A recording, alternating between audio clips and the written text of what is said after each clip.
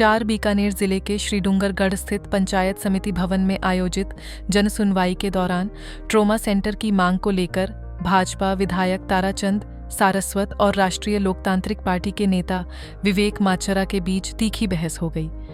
विवेक माचरा ने कहा कि मुख्यमंत्री द्वारा क्षेत्र में ट्रोमा सेंटर स्थापित करने का आश्वासन दिया गया था, लेकिन अब तक कार्य शुरू नहीं होने से लोगों को परेशानियों का सामना करना पड़ रहा है। इस दौरान विधायक ताराचंद सारस्वत ने जवाब देते हुए कहा कि ट्रोमा सेंटर को लेकर आश्वासन जुलाई 2025 में दिया गया था और परियोजना पर प्रक्रिया जारी है। बहस के दौरान मौजूद कुछ लोगों ने भी अपनी बात रखी, जिससे माहौल कुछ देर के लिए गर्मा गया। स्थिति को देखते हुए पुलिस ने हस्तक्षेप कर दोनों पक्षों को शांत कराया। मौके पर मौजूद कैबिनेट मंत्री सुमित गोदारा ने मामले को शांत करते हुए कहा कि श्रीडूंगरगढ़ सहित आसपास के क्षेत्रों में स्वास्थ्य सुविधाओं को मजबूत करने के लिए प्रयास किए जा रहे हैं। उन्होंने हाल ही में हुए सड़क हादसे पर दुख जताते हुए कहा कि ट्रोमा सेंटर की स्थापना की दिशा में कार्य प्रगति पर है और इसे जल्द शुरू कराने का प्रयास किया जाएगा। उल्लेखनीय है कि हाल ही में मुकाम धाम से लौट रहे एक परिवार के 6 लोगों की सड़क दुर्घटना में मृत्यु हो गई थी, जिसके बाद क्षेत्र में ट्रोमा सेंटर की मांग फिर तेज हो गई है।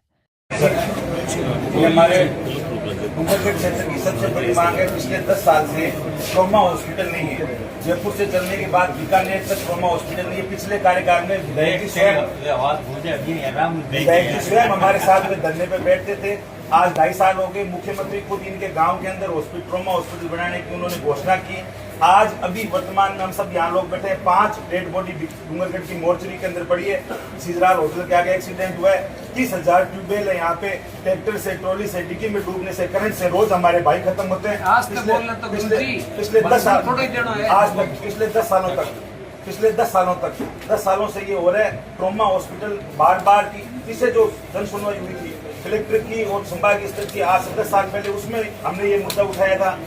रोज एक्सीडेंट हो रहे हैं, रोज दुर्घटनाएं हो रही है। आप डाटा उठा के देखेंगे बीकानेर जिले का सबसे बड़ा जो कृषि बेल्ट है, यहाँ पे सबसे ज्यादा एक्सीडेंट डूंगरगढ़ की जयपुर रोड पे हो रहे हैं। गाँव में हो रहे हैं, खेतों में हो रहे हैं, करंट से लोग मर रहे हैं, डिग्गी में मर रहे हैं। अभी जो एक्सीडेंट हुआ उनको 1 घंटे बाद में पीजीआई पहुंचाएंगे। आप मेडिकल से जुड़े हुए गोल्डन टाइम जो होता है 15 मिनट 20 मिनट के अंदर अगर पेशेंट जाता है तो वो बचता है। 1.5 घंटे से यहाँ पहुंच पाते हैं।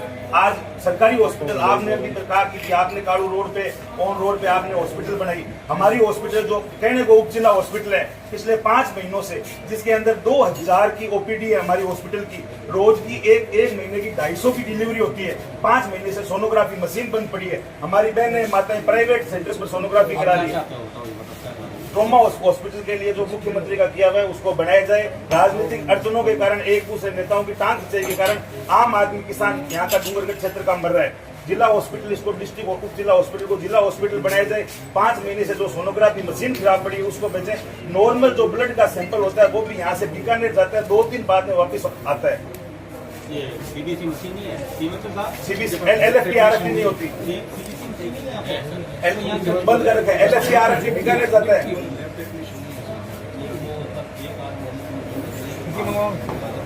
5 महीने से सोनोग्राफी मशीन बंद पड़ी है।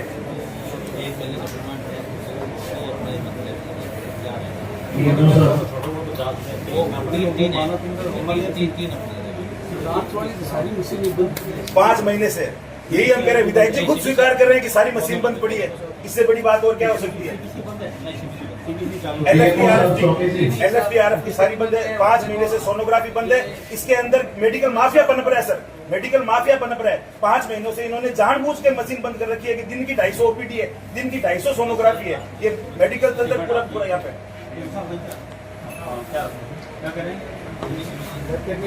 सोनोग्राफी 5 महीने से बंद है ना।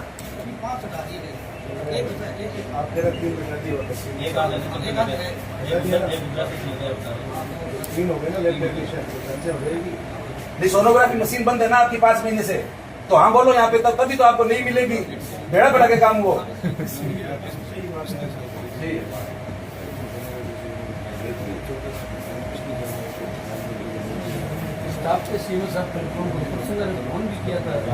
मंत्री जी 5 लाशें पड़ी अभी मोर्चरी के अंदर। 3 लुगाए हैं, छोटा बच्चा है। 6 लाशें ये मीडिया के लोग बैठे अभी पड़ी है वहाँ पे। सर एक्सीडेंट हुआ है और इन्होंने जानबूझ के मशीन बंद कर रखी है। हाँ 5 महीने से इन्होंने एक लेटर नहीं भेजा सीएमएचओ को कि हमारी तकलीफ सुनो। सरकार पैसा दे रही है, आपको काम करने में क्या जोर आ रहा है?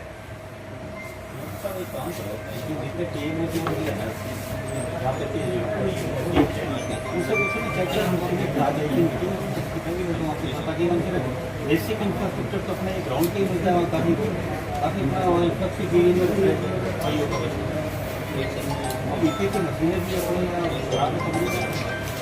भी बंद करो।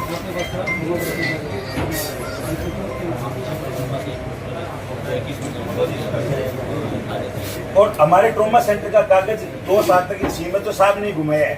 मुख्यमंत्री कह रहे हैं कि ट्रॉमा सेंटर का मैं शिलान्यास करूंगा, 2.5 साल हो गए, 3 साल हो गए, रोज एक्सीडेंट हो रहे हैं, इसका करो। दूसरी है मुख्यमंत्री की भाई 3 साल में जाने वाले होंगे 1.5 साल में, वो अलग चीज है सर। मैं कह रहा हूँ पीरियड आपका 3 साल चलता है, वो नहीं कहना। लेकिन आपके गांव से घोषणा हुई, आपके लिए बड़ी जिम्मेदारी की बात बनी। घोषणा कितना तारीख 28 सात 2025 को हुई। हाँ, अरे 28 एक साल ही सात एक साल तो क्यों साहब है? ठीक है। एक साल तो क्यों घोषणा नहीं? अरे घोषणा कौन ही महाराज 1 साल आप ही घोषणा होगी थी, आप मैं तुम्हारा 3 साल तक डुबोए रख के नंबर किया आगे बोलना चाहिए। आप ऐसे नहीं कह सकते। जन सुनवाई के अंदर मर कैसे गए हम? हमें बात चाहिए। ताराचंद साहब तो हमारे साथ लड़के बैठे, क्या की बात है सर? ये लोग धरने पे बैठे थे, विधायक जी धरने पे बैठे थे।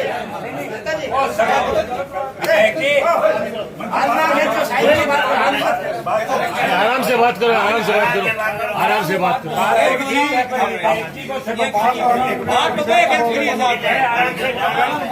विधायक जी मेरे साथ में मेरे ट्रॉमा हॉस्पिटल के अंदर सब लोग धरने के अंदर ये बैठे थे 5 साल पूरे साल। मैंने आपकी बात सुनी, आपने बात में ट्रॉमा के लिए मैं एमएलए साहब और सीएम साहब से रिक्वेस्ट करके की और बात वाजिब है, तो आज की जो घटना है बड़ी दुखद है बात का में, और हमेशा ये होती है, इसलिए हम ये जल्दी काम शुरू है। बस ये आपका उद्देश्य और मशीनें चालू है। इसमें अभी मैंने सीएमएचओ साहब को कह दी कि मीटिंग लेके जो भी हमारे आपने जो विषय उठाए सिर्फ आपके ही नहीं, चाहे हमारे लून कंसर हो, चाहे नोखा हो, जहाँ भी कॉलेज, जहाँ पे भी एसडीएच हॉस्पिटल वहाँ मशीनें चालू हो, ताकि लोगों को जो दुविधा वो नहीं हो। और दूसरा ट्रॉमा और जो आपके एसडीएच या डीएच की आप जो बात कर रहे हो, वो उसका काम जल्दी शुरू हमारे ट्रॉमा आपके लून कैसे से पहले सेक्शन नहीं, हुई थी वो सर। बात अपन करेंगे, आपकी बात वाजिब, और आप भी डॉक्टर हो तो आप भी समझते हो, मैं बात करें ट्रोमा 2024 में शुरू हुई। अपनी घोषणा 2025 में जुलाई की। कोई नहीं, बात अपन ने शुरू करना है, अपन ने बात करना है, आपकी बात वाजिब है। नहीं करें करें। एक सर हमारे फसल, जिसमें मैंने पॉइंट लिखा है, फसल बीमा के प्रीमियम के नाम पर सबसे ज्यादा ठगी होती है। प्रीमियम हमारे यहाँ से काटते हैं, लोकल एजेंट फसल बीमा के यहाँ पे आते हैं, गाँव के अंदर खेतों में किसानों से मिलते हैं, पेमाराम खेमाराम से मिलते हैं, उनकी जमीन के कागज लेते हैं। पेमाराम खेमाराम जिनका फर्जी नाम है, वो कंपनी वाले पैसे उठा लेते हैं। वास्तविक किसान है जो कृष्णाराम, जिसकी फसल बर्बाद होगी, उसको पैसा नहीं मिलता। 30,000 ट्यूबवेल है, सिंचित क्षेत्र है। आज दिन तक यहाँ कभी किसी किसान को फसल बीमा नहीं का। नेताओं को, स्थानीय प्रतिनिधियों को, एसडीएम को ज्ञापन देते हैं कि हमारा बीमा है, तो क्या बीमा मरे मिले 5 लाख, ये जवाब आता है वापस। आम जनता किसके पास में जाए? डूंगरगढ़ क्षेत्र के अंदर फसल बीमा का स्थायी कार्यालय, प्रधानमंत्री फसल बीमा योजना, जो प्रधानमंत्री की महत्वाकांक्षी योजना है, जिस पर रुपए लगते हैं, वो रुपए एजेंट और फर्जी कंपनियां खा रही है, उस पर विशेष जांच यहाँ पर की जाए, ये हमारी मांग मैं है। आपकी इस बात पे कि आपने देखो अभी इसमें एसओजी ने भी जांच करी, कई जगह पकड़ा हाँ, पकड़ा है। और माननीय मुख्यमंत्री भी इतने गंभीर हैं कि फसल बीमा के नाम पे जो भी इस तरह बदमाशी कर रहे हैं, उन्होंने बाकायदा एसओजी को जांच देने का उनका उद्देश्य है। वो कह रहे हैं कि इस तरह किसान के नाम पर कहीं बदमाशी हो रही, मैं नहीं होने दूंगा। सीएम साहब के बाकायदा ये शब्द हैं। और आप ये देखिए, कभी फसल बीमा में आपने सुना था पुलिस ने गिरफ्तारियां, जांचें करी, इन्वेस्टिगेशन करे, तो पहली बार ऐसा हो रहा है कि सरकार किसानों के लिए बिल्कुल गंभीर है कि किसान के साथ कहीं अन्याय है। आपके सर पूरे इलाके के अंदर, आपके क्षेत्र के अंदर सब जगह यूरिया डीएपी है। पूरे डूंगरगढ़ के अंदर हर किसान है जो 2,000 रुपए में डीएपी खरीद रहा है सर। कितनी बड़ी कालाबाजारी है, और छाती पे पत्थर रख के खरीद रहे हैं चलो अपने बुजुर्ग की आपके पास यूरिया डीएपी। धन्यवाद।